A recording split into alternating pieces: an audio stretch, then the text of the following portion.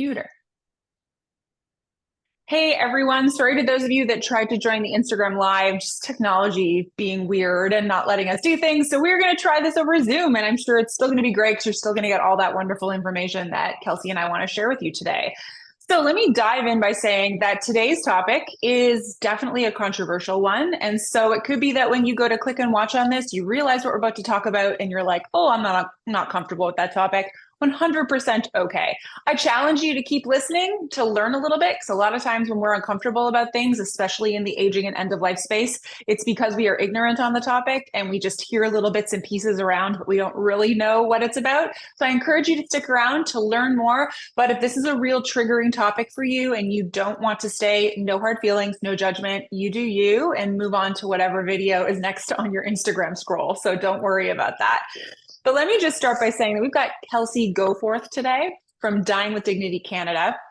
I learned about Dying with Dignity a while ago, but didn't really connect with them until about 6 to 9 months ago when I connected with the Toronto chapter. And it has been quite an education for me, a comfortable and at times an uncomfortable one as well, admittedly. And I am in this space every day. And so I know that I wanted to challenge myself to learn more about this topic and to be able to bring that education to our audience. And so Kelsey is a cat mom. Yeah, to a beloved tabby cat, and her husband love traveling. And I think that's great because life is short. So go out there and see all the places in the world. And she is I have it written down and it just walked away from me, the director of programs at Dying with Dignity Canada. Now, for over 40 years, Dying with Dignity Canada has been defending access to quality end of life choice and care. And for a lot of people, they think end of life hospital and end of conversation. But we're going to dive into the myriad of choices that are available to you when you know that you are, in fact, going to die and your life will end. Now, the road to this choice has been really long and winding, and it's been full of a lot of challenges for a lot of people, particularly in this space around MAiD, medical assistance in dying, and with Dying with Dignity Canada. But they have continued to persevere and to be able to change actual laws that we have here in Canada to ensure that people have the best end of life care and choices available to them. So thank you so much, Kelsey, for being here today. Thank you for having me. Wonderful. So why don't we dive in here? So to start off, why don't you just tell us a little bit about yourself, how you came to this work, and what you do as the director of programs with Dying with Dignity Canada? Yeah, absolutely. So I came to this work, I came to Dying with Dignity Canada 9 years ago now, and I've had several different roles within the organization. I'm currently the director of programs, like you said, which means that I oversee two parts of our work, which is our education and our support work. Really, when you look at Dying with Dignity Canada and what we do, you can think of it as education, support, and advocacy. And as part of our mission, we're working to ensure access to quality end-of-life choice and care through those three pillars: advocacy, support, and education. So a lot of what my team does is presentations. We have a team of volunteers and staff who go out to speak to community groups, to groups of clinicians, and share information about end-of-life choice. We develop resources, including advanced care planning and patient rights related documents. We also work on the support side. So a lot of that is getting phone calls and emails from people all across Canada who have questions about advanced care planning and looking for documents so that they can get started with that process. They're also looking for clarification about the MAiD law. There's a lot of misinformation and a lot of people who want clarity on what exactly that means. And through our support program, we're also doing a lot of referrals to other organizations throughout the country who deal with end-of-life choice, who deal with community supports and any other supports that people are looking for. That's great. I think it's wonderful that, as you said, right, there's really sort of three main pillars to Dying with Dignity Canada. And the fact that one of them is education, I think is so key, because there is just a lot, and not in a bad way, there's just a lot of ignorance around this topic, right? Like if you haven't been put in a situation where someone had a choice, which there are probably a lot of Canadians in that situation where we just don't know. I mean, I was working in this space for a few years and knew that MAiD existed, but even myself avoided learning about it, mostly just because of my own ignorance and discomfort with the topic. And then once you do, you just slowly get more and more comfortable. So I think that it's great that that is one of the things that is most important to Dying with Dignity is really just helping people to understand there's a choice. Whatever choice you make is fine, but there are these choices available to you. Yeah, absolutely. And we try to have experts coming to speak to us about several options and experts working in various different areas of end of life care. So we'll have nurses and nurse practitioners and doctors, and then we'll also have people more involved in allied health or community supports and bereavement supports, all the way through to funeral directors to speak to some of those considerations when somebody has died, or if somebody's pre-planning for what they might want for end of life and sort of body care afterwards. That's great. Now, for people that are new to this topic of MAiD, could you maybe take a little bit of time to explain what that means and what, if you're able to summarize it briefly, maybe not, what the law around MAiD is as it stands today?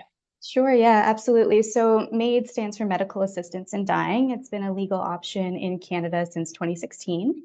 And there's a lot of criteria that a person has to meet in order to be eligible, as well as several procedural safeguards that a person needs to go through to access MAiD if that is something that they choose to do. So some of the more straightforward ones is that they need to be 18 years of age or older. You need to be eligible for healthcare in Canada. So this usually means that you're a Canadian citizen or a permanent resident. It means that people traveling to or visiting Canada would not be able to access MAiD because they're not eligible for public health care here. The request for MAiD needs to be voluntary by the person who is accessing MAiD. They need to have informed consent. So they're looking at all of their healthcare options and having all the information that they need to be able to make that decision. And then getting more into the medical criteria, they need to have decision-making capacity when it comes to their healthcare. They also need to have an illness, disease, or disability that's serious and incurable. And they need to be going through suffering, and they need to have enduring suffering, intolerable suffering that can't be relieved by any means that are acceptable to them. And right now, that's people who meet that criteria would be eligible if they go through the safeguards as well, which involves 2 assessments by doctors or nurse practitioners. It involves a written request that the person would need to fill out and have signed by an independent witness. They need to be informed that they can withdraw their request at any time. And then what we also saw, which is sort of in the history of MAiD and how things have changed over time, is back in March 2021, there was a shift to the law. There was a new law introduced, and it introduced essentially a 2-track system. So prior to that, everybody had the same procedural safeguards that they needed to go through. But after that, we had the introduction of what's called track 2. So that meant that people whose natural deaths were not reasonably foreseeable could then access MAiD. But it also meant that they had to go through some additional procedural safeguards in order to do so. So for instance, they need to have a minimum 90-day wait time, assessment time, before they'd be able to access MAiD. It is 90 days in the law, that's the minimum, but we do see that often being quite a bit longer in practice. They also need to have 2 assessments, just like anyone else, but one of those assessors needs to have expertise in the condition that's causing suffering to the person. And if those 2 assessors, neither of them feel as though that's the case, then they do need to bring in another person with expertise to be consulted on with that case. And they do have to provide final consent as well, and they can, again, change their mind at any time. There was another change to the law in March 2021, which is quite interesting and did lead to a lot of feelings of relief for some individuals, and that's the option of a waiver of final consent. So this is relatively new in the last few years, and what that meant is that a person who met certain criteria, so they needed to have a natural death that's reasonably foreseeable, they needed to have met all the criteria in the law, and they needed to be at risk of capacity loss. That individual could come to an agreement with their MAiD provider saying that if I lose capacity before the date that I'm hoping to have MAiD, I'm giving you permission to still go ahead and give me MAiD in that situation. So that really stemmed from a woman with cancer, Audrey Parker, and that cancer had metastasized to several parts of her body, and she really wanted to have a final Christmas with her family, but that fear of capacity loss Right. led her to die earlier than she would have wished. So the law did change to try to provide a bit more relief and comfort to people in situations like hers. Okay, and so in that situation, and this might be a legal question, so feel free to say I'm not going to answer that. But in a situation like that with Audrey, was that her name? Audrey Parker, yeah. In that situation, she goes through that whole process you explained. She then is like, okay, I really want to be able to have that final Christmas with my family. Let's say that she did go through that process and that law had been in place for her at that time. She is able to have that Christmas, say her capacity, her cognitive and mental capabilities go away. And then does her power of attorney for personal care have to step in, or is it just already decided ahead of time and no one else has to do anything from like a legal signing document perspective? Yeah, that's a really great question. So I'm certainly happy to clarify that. So the document, the agreement that's signed is between the patient and a specific doctor or nurse practitioner who Right. would be the MAiD provider. So really those are the two parties involved in that. Of course, if somebody loses capacity in a home setting, somebody would have to call that doctor and say, so-and-so has lost capacity and her MAiD date was set for this Saturday. It's only Wednesday. She wanted to try to make it, but she didn't. She has Yeah. lost capacity, but somebody needs to call and sort of indicate to the clinician what has happened and what has changed. But in terms of like a signing off, that was between the patient and the MAiD provider. Okay. Okay. And can you maybe, so for this track two that you had explained, this is something I didn't understand. So I personally just want the clarity. So what situations, because for this first track, the original way that this was approved in 2016, that all makes sense to me, right? I mean, there was someone in my life who utilized MAiD in the past 2 years, dying from cancer. It was everywhere. Okay, yeah, that makes sense, right? His death was foreseeable. It was going to happen. So in this like track two instance, can you give some examples of medical situations where this might apply? Yeah, it is very case by case, and to determine eligibility in general and to determine what track somebody would be on, that's a clinical decision that a MAiD assessor would have to come to after a thorough process with the person. But generally speaking, what we can think of with track one or reasonably foreseeable natural death is similar to what you said, what's reasonably Right. predictable. One misconception that we've had over the years, from the beginning even up until now, is that uh, does this mean terminal? Does this mean 3 months to live, 6 months to live, Yeah. anything like that? And it doesn't. So there's no specific timeline really associated. It's more looking at the trajectory and what is changing in that person's life to put them on a trajectory towards death. So there Okay. was a case in Ontario, 2018, I believe, that helped to clarify that. And this was a person who could have lived potentially many years with her condition. It certainly wasn't a terminal situation or a 3 month, 6 month sort of thing. So that's an important thing to clarify. But generally speaking, we're seeing people who are considered track two to have things like chronic pain conditions and illnesses like that. But there's a lot of information for anybody who's interested in Health Canada's report on MAiD, and this is something that's published annually. So the latest data we have is from 2022, but every year this comes out, and it has a breakdown also of medical conditions that both track one individuals or track two tend to fall into. So would someone dying from a degenerative disease like Huntington's or Parkinson's or even Alzheimer's, do they fall under track two in some instances? Or again, is capacity an issue there? So those are, two big questions, two very different questions. But I think to answer your first one, and again, prefacing with this is a Oh, of clinical course. decision that, of course, a Yes. clinician would have to come to. But we here with Alzheimer's, for instance, we know that some clinicians will consider somebody with an Alzheimer's diagnosis to be reasonably foreseeable, because usually the trajectory of an illness like that is quite short. It's in the next 8 years or so. You know what things are going to happen to that individual, Yeah. and the life expectancy isn't isn't terribly long in situations like that, unfortunately. Capacity is definitely another question, and when somebody is at risk of capacity, that's something that is being considered as well when it comes to their eligibility criteria. But the important thing to remember, and we get this question all the time, it's this misconception about what capacity eroding conditions mean when it comes to MAiD eligibility. And some people think that as soon as somebody has a diagnosis, it could be quite early in their disease trajectory. Some people feel as though, oh, I won't be able to get MAiD.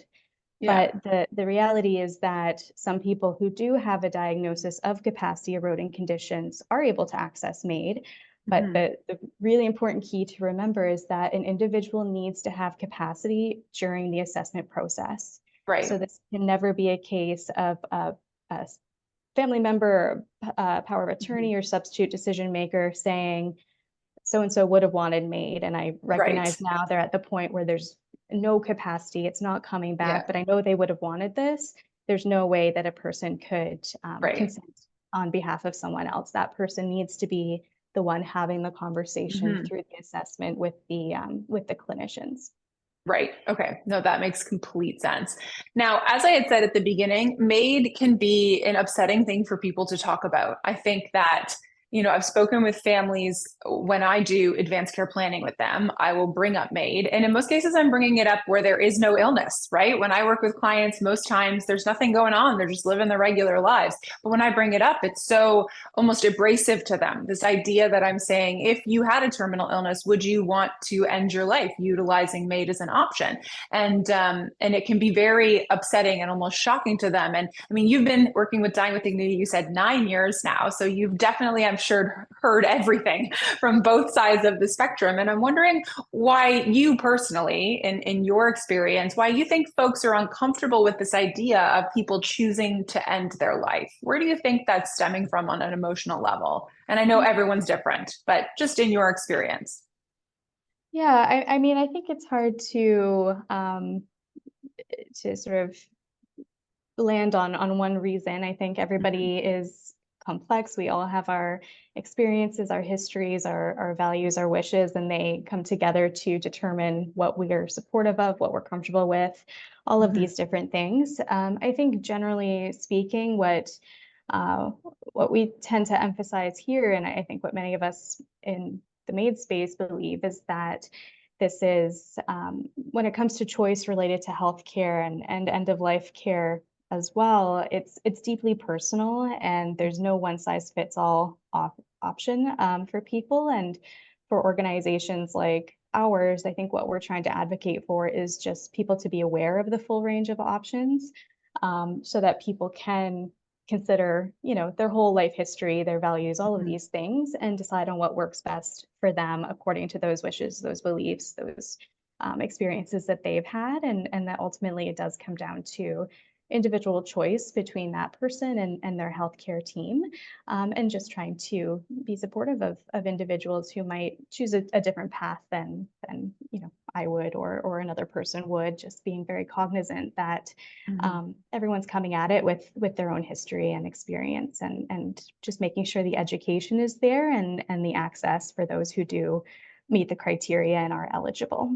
And I always like to say to clients that, the opinion you have now or the opinion your spouse or family member has now might not be the opinion they have when they are the ones dying, right? Like we literally cannot understand what that is like. I at least know I am healthy and doing well, and I can't imagine what that feels like to know that I'm going to die.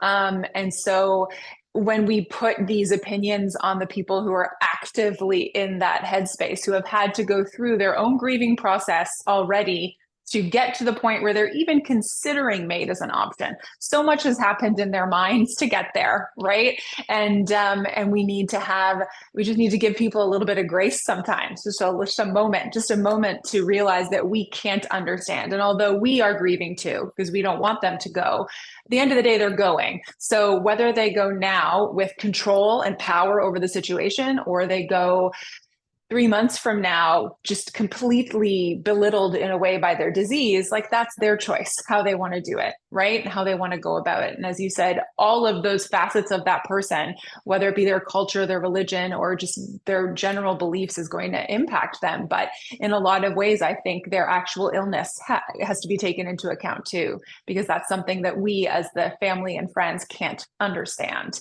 and have to just allow them to process and make the choice on their own without our outside influence. Yeah, absolutely. And I think you bring up a really good point too, which is, many of us, we're walking in our own shoes, right? We don't have the experience of being that person in that exact moment, dealing with that exact thing. But one thing we do try to capture here is those experiences, right? And one way we do that is through our blog.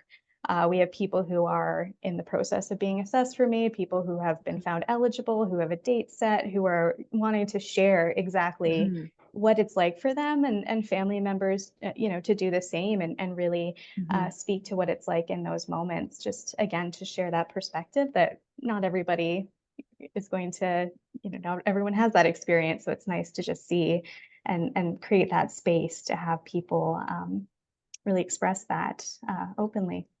Exactly. For me, a big change came. I actually saw when I was looking you up on LinkedIn that we both did the certificate of thanatology course at Centennial College. And there was one of the courses, one particular book. I actually see it over there right now, although I can't read the name, but there was one particular book that made me wildly uncomfortable, which meant it was doing a good job of educating me.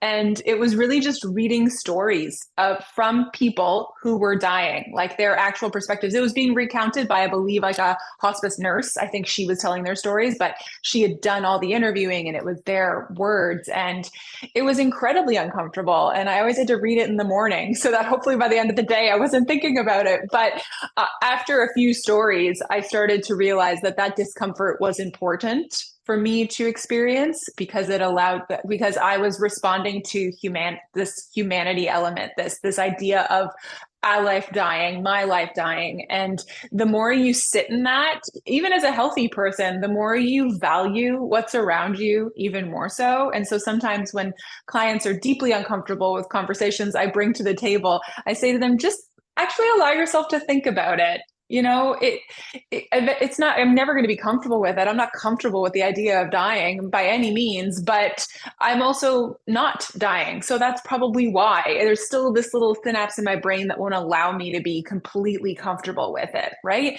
But I am comfortable talking about it. I don't think that by talking about it, something bad's going to happen. There's so much superstition around that topic a lot of times too. So allowing yourself the time to just get comfortable and do it in your own way, whatever works. That I think is just good for life in general, understanding that it will end.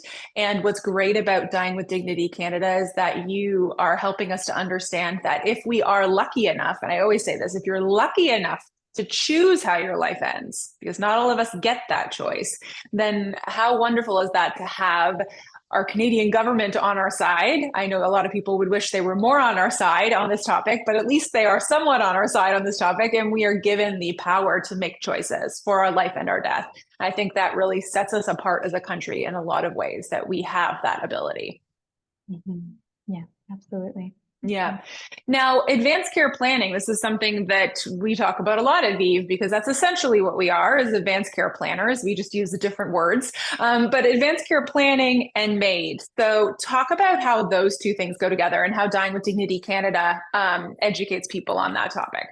Yeah, so this is another area where we hear a lot of misconceptions, or a lot of individuals feeling as though we can do more related to advanced care planning and MAiD than we actually can, based on where the law is right now. So as we talked about, MAiD is a healthcare option that some people who meet the eligibility criteria may choose at the end of their life. And advanced care planning involves, thinking about and documenting the types of healthcare we may want or not want in the event that we're incapacitated.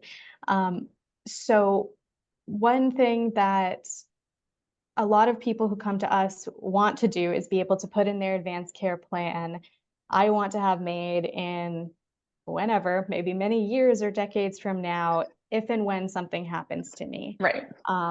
And and then they're often very disappointed to hear that they can't do that at this point. You can certainly write in your advanced care plan your values and beliefs and wishes Mhm. about MAiD, and you can say how much you would want MAiD and under what circumstances. All of this is fine to do. It doesn't mean that your advanced care planning kit, your advanced directive living will, whatever we want to call it, would be invalidated or anything. You can certainly Mhm. write those things in, but the law doesn't allow for a clinician to look at that and provide MAiD to somebody. Yeah. That's not an option. There's no option for a power of attorney, a substitute decision maker, to say, oh, look, it says here that this person wants MAiD, so that should be Right. what happens. So what a lot of people want is what's called an advance request. So that's something where they could put in a document when they're competent, a written request for MAiD that could be honored later after they lose capacity when the circumstances that they've described are met. So, like I said, not an option. This is one of the biggest topics that comes up in our space because we have the questions come through all the time. We have Mhm. people advocating to try to make this an option. We have 82% of Canadians wanting it to be an option, but at this point, it's not. I Mhm. think one of the things that you touched on before about like discomfort around death and dying, and kind of getting to that point where we can start thinking about what we would want and all Mhm. of these things. I think a great place to start is through advanced care planning, Mhm. because it does prompt you to really think about what's important to you and what you value and all of these things. So there's a huge role for advanced care planning in for everybody over the age of 18. They should be doing it and planning for things that might happen. But in terms of the specific tie into to MAiD, it Mhm. is the tie is less so than a lot of people think it is, or a lot of people want it to be. Right. No, and that makes sense. And these advanced requests, that was the term you used, right? Yeah, yeah. Advanced requests, I know there's a lot of controversy around it and a lot of conversation around it, especially those that are supporters of MAiD, because it's something that isn't moving along at the speed that I know a lot of people would prefer that it be. And for those that are waiting for that option, I send lots of sympathy your way because I can imagine that it's a struggle, but it's also a legal struggle as well, figuring out how to keep people safe. And I know a big part of any sort of choices, especially around advanced care planning, whether it has to do with MAiD or not, just in general, is undue influence and making sure that there isn't any undue influence coming from family members or your support network around you, and making sure that the choices that you make really are your own. And I'll touch on one thing that you pointed out is that in an advanced care plan, and I try to get people to understand this all the time, like you can go into immense detail of what you want for medical interventions, but at the end of the day, your power of attorney for personal care actually has to adhere to those wishes. Your power of attorney has power. That's a word that needs to be understood, is that they have power. And although you might be explicit in what you want, they have the power to choose that if you were incapacitated or not. And so it's really key that when we're choosing someone, we are choosing someone who you have spent time with and you have articulated what you want in detail and you trust them. Don't just pick your firstborn child because they're your firstborn child. Like, make sure that that person is going to have the strength, because it will take strength to say, yeah, unplug mom's cords and let's let her die, right? Like, it takes a lot to be in that position of power. And it's really important that not only are we doing our own self work to understand what we want, but then we also need to make sure we are picking someone we choose and educating them on what we want, and going into a lot more detail than just the paragraph that typically gets put in a power of attorney for personal care that says, I don't want extraordinary measures. Well, extraordinary measures is a very broad term that doctors hate because they don't know what that means to that particular person. So do your research, learn about these things, and then make sure you're choosing the right person to be in that position.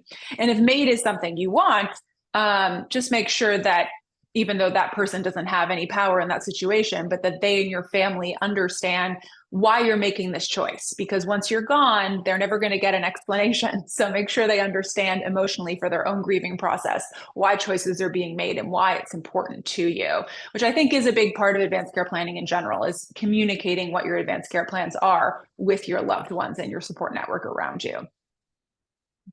Yeah, and I think speaking to the MAiD piece and family support and that sort of thing, Mhm. I don't think anyone wants to, undermine the grief and the anticipatory grief that people would go through with a loved one choosing MAiD. I'm sure it's immensely difficult for people. Mhm. One really wonderful thing that exists though, and in Canada, there's two great organizations that provide support to both the person going through MAiD as well as loved ones, family, friends, Mhm. people in their circle, and that's Bridge C14 and MAiD Family Support Society. So two organizations that have really grown over the last several years and do great work on more the emotional support and bereavement space Oh, surrounding that's MAiD. great. I'll make sure we put those in the comments below, everyone, so that you can connect with those organizations if that's applicable to you. Kelsey, this was a really great conversation. I actually learned a lot, which is great. I always find that in these interviews that I do, I learn so much. I think I know what I'm talking about, and then I meet with experts like you, and it's just so informative. And I hope that people are able to take the time to learn more about this topic, even if it's not applicable to their life right now. We have no idea where life is going. I always say your bus could be waiting for you outside to smack you. So you got to be ready for that. You got to be ready for what choices you want to make in your life, your future life, and your death. And the education that you and your team at Dying with Dignity Canada put out there is invaluable. And so thank you so much for all of that. Thank you, and thank you for having me. Of course. Thanks so much, everyone. And we'll see you in 2 weeks for our final episode. Bye.